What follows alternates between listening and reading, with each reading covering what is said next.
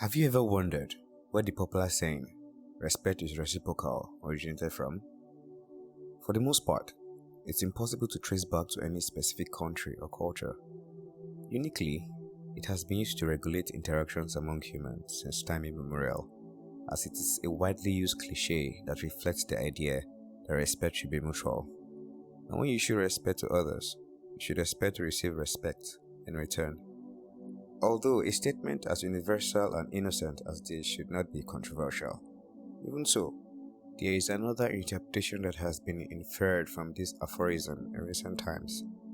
This, I believe, is something we need to pay close attention to. Indeed, respecting those who show you respect has been interpreted as disrespecting those who disrespect you, and this is rapidly becoming an epidemic in our generation. How? Well, let's get back to the topic of this discussion, which reflects that respect is not reciprocal. First off, I'm not trying to go against the widely held cliche for the fun of it. I sincerely believe there is a case to be made on the other end of the spectrum, and that's exactly what I'm going to do right about now. Let me ask you, have you heard of statements such as, "If you treat me anyhow, I'll take you to the gutters"? This, for the most part, is a metaphorical expression used to explain that if someone treats you with scorn or disrespect, you shouldn't hesitate to reciprocate such acts. In general, statements like these are usually made to justify the act of disrespect of a person to another. After all, if respect is reciprocal, and by definition, disrespect should also be reciprocal. Consequently, we catalyze an increase in the culture of disrespect in our society by encouraging this. As a matter of fact, I want us to know that respect is not a gift. It should be likened to an obligation. When we show respect to someone, we shouldn't perceive it as a form of help. We shouldn't be echoing statements such as, "I'm just respecting you," as though we are doing the other party a favor. Before elucidating on ways to deal with disrespect, I would like us to come to terms with what respect entails, and, at the same time, know who we are meant to show respect to.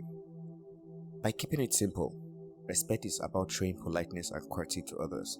It also entails showing consideration for other people's feelings, opinions, and rights. Now that we know this, I want to also highlight that we have several forms of respect, most of which can be grouped on three bases. Number one, the respect you show to those ahead of you. In most cases, this usually revolves around age, career, or the socio-economic ladder in general. Imagine you are starting a new job, and your boss has years of experience in the field. He has been in the industry longer than you and holds a higher position in the company's hierarchy. Now, showing respect to this individual means you are acknowledging his expertise and following experience initiatives. At the same time, it also implies that you recognize that he has been through what you are just going through, and this knowledge can help you excel in crucial phases of your own young career.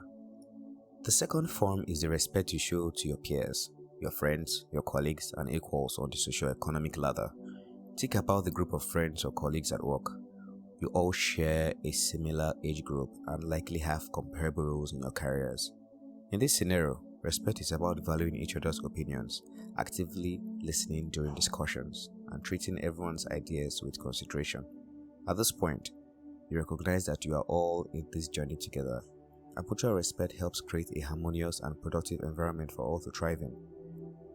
The third form is usually the respect you show towards those who are below you in terms of age, career, or on the socio-economic ladder.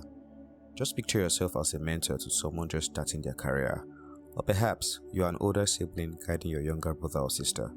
In these situations, respect involves patience, understanding, and providing support.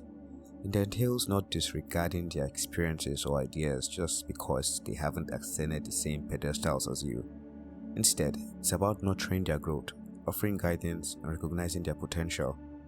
Whether you like it or not, the respect you are meant to show to your parents will be quite different from the respect you are meant to show to those under you. It's just the way things are. In some cultures and societies, you can't call those older than you by their first name. You have to attach a form of title or something else to show that you are honoring this person. While in some other cultures, it doesn't count. As it is, it's important to understand and appreciate culture regardless of where you stand on the fence. Likewise, Don't be too quick to elevate another man's cultures to yours because you want to prove you are learned. If you are from a culture where calling your parents by their name is a taboo, don't be too quick to abandon your culture for one that gives you the right to call everybody and anybody by their name. Now, back to how to deal with disrespect. I'm not saying that there are people who are not going to be disrespectful, and I'm not saying that you should accept or condone all forms of disrespect. What I'm saying is that there are a couple of ways to deal with disrespect, and I'll be shedding light on just two. The first is having a clear definition of what constitutes disrespect to you.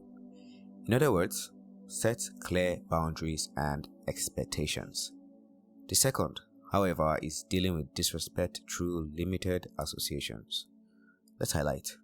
When I was in high school, I had this particular lady who just found pleasure in hurling insult at me for no reason. For her, it was a way of having fun.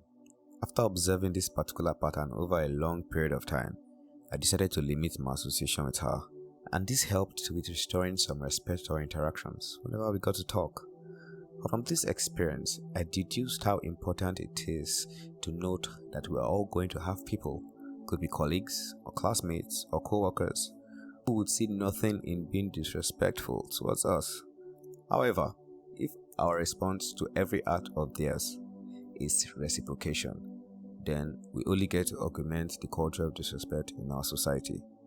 Come to think of it, the decision to show respect regardless of the actions of a person ensures you don't allow someone else's values to determine your habits. Whether you like it or not, people's values can become your habits. That moment when you start disrespecting someone, it becomes a part of who you are, and consequently, you start showing disrespect even to people who haven't been disrespectful to you.